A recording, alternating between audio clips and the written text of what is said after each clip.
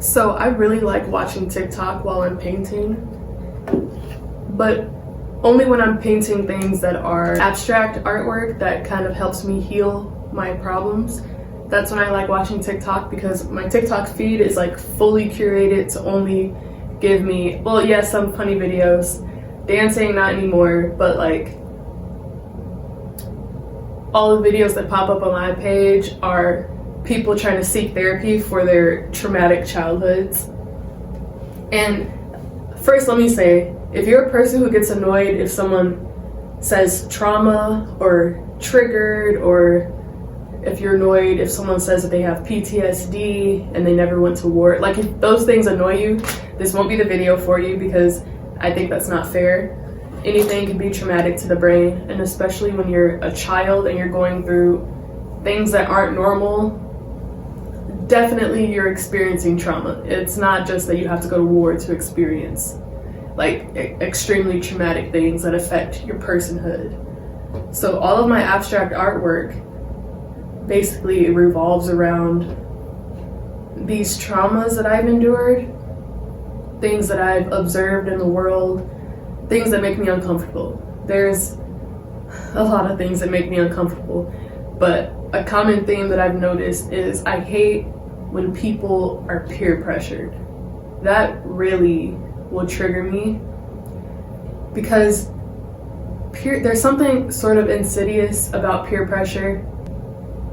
So if you've ever been a victim of being bullied by a group of people, and you see within that group someone who like was previously nice to you, but they were only nice to you when it was one-on-one, but when they get into that group, they join in with the bullies and also start bullying you.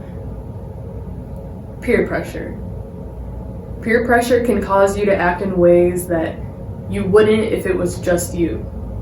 So peer pressure situations really trigger me bad.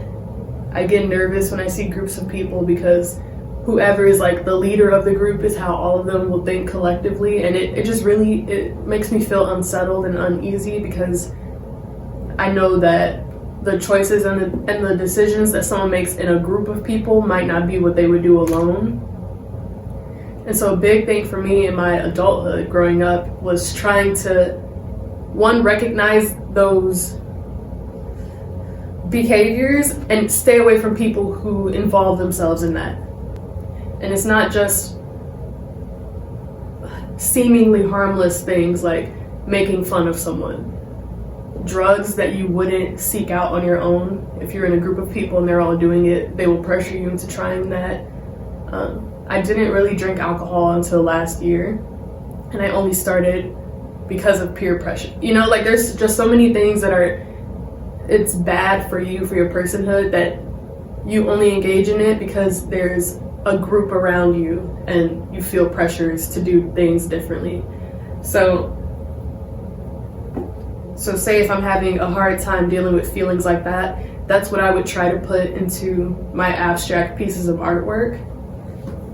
And I can't do that without writing the words of what I'm feeling. Really, everyone's mind works differently. So for me, with my art, when I'm trying to explain a theme, there's one specific subject matter that I focus on, and then everything like comes out from there. So this painting, for example, crabs in a bucket, crabs in a barrel. The feeling of this painting is trying to escape that groupthink, right? If there are a bunch of crabs in a barrel and they're trying to escape, they will pull each other down. They might not know that they're like pulling each other down. There could be they're just trying to get out too. But while they're trying to get out, they're pulling down the people who are already almost out.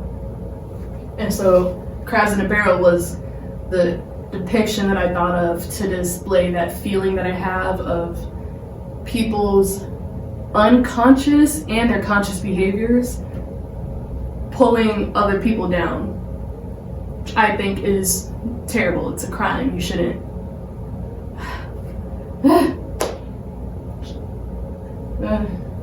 Anything involving groups of people that harm individuals just really messes me up. The state of our government, like. And what I find interesting is that there are certain tropes and there are certain archetypes that everyone seems to fall into. And it's when you don't stop to recognize your behaviors, that's when you end up wreaking havoc on everyone around you. Because imagine you were this crab right here. You saw someone trying to get out of a bad situation, and instead of pushing them out or instead of letting them go, not holding on to them, you're pulling them down, you're dragging them down. How are you dragging them down? Not giving words of encouragement. I'm not talking about crabs anymore, I'm talking about real life. You know, like in real life, if you were a person and there was someone trying to claw their way out of poverty, for example, you would say to that person trying to get out, oh no, you shouldn't try to pursue that high-paying job. Like, you need rest. You should just sleep all day. Don't try to pursue that job. Or you want to be a celebrity, you're trying to move to LA, what? You shouldn't do that. That's stupid. That's dumb. Those things pull that person down. And you could be giving criticisms from what you think is a good place, but words have meaning. You could literally put a stop to someone's success because you chose to criticize them instead of uplifting them. And it's not hard to uplift because you can also just be silent. Just don't give your opinion if it's not asked for.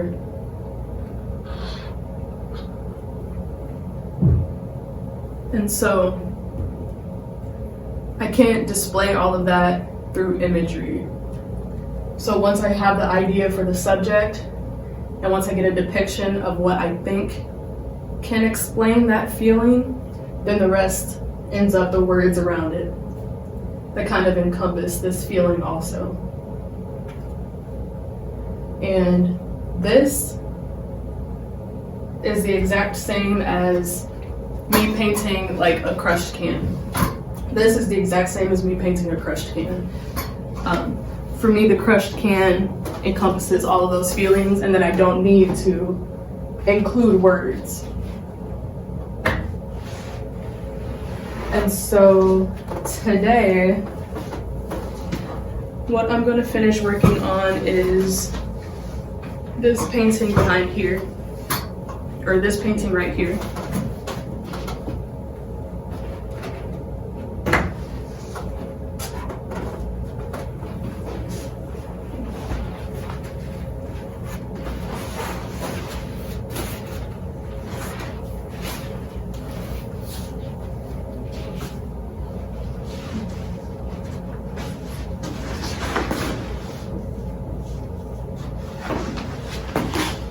Realize my lights are wrong.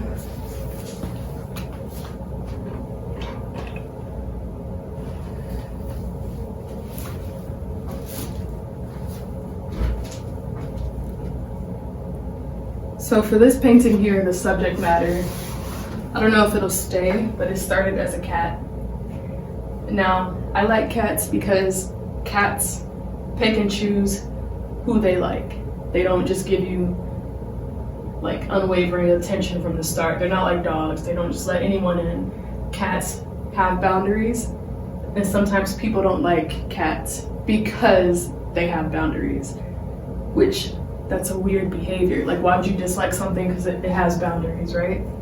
But I think we've all heard someone ranting about how mean cats are and how they don't like cats. I think the way people think that saying you don't like dogs is like a character flaw, I think that saying you don't like cats is a bigger character flaw. Because dogs are like slobbering all over you.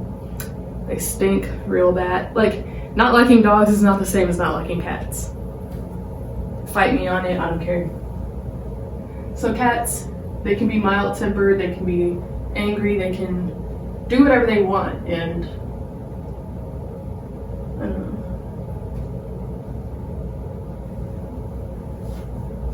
And so as I was scrolling through TikTok, I saw this video. And the video says, watching your sister get the mom you wanted as a little girl. And it's of a sister watching her younger sister, like at her quinceañera, and I'm guessing the older sister never got to have that, and she's just kind of looking lovingly at her sister, but also like acknowledging the fact that she didn't get that sort of upbringing. And looking through the comments, eldest siblings grow with their parents, while younger ones were raised by their parents. It's sad reality.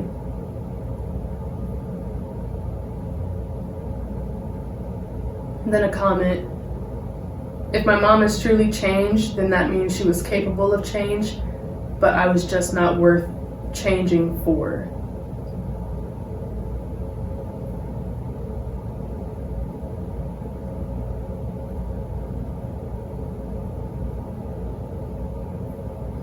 And then a reply says, I get it because we're all human and learning. It was just at my expense that she learned. And that's what hit me. That's what got stuck in my head. Because people will use other people as tools of learning and not have a deep care for that person actually. And I just think it's important to, if you can recognize these problems that you have, then you won't hurt other people. This comment, it was just at my expense that she learned. It hit so hard because it's true.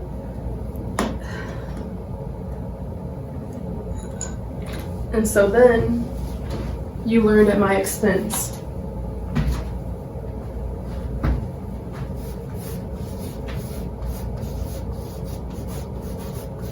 Learned at my expense.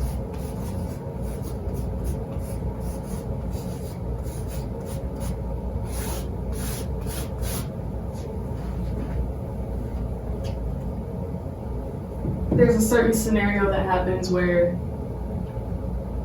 yeah, you're with someone through the hard times, and then once they get on the other side of the hard times, they abandon you. Even though you are the one who helped them get through. You helped them get through those issues, but once they've gotten through it, they don't need you anymore. That's like, it's a hard pill to swallow.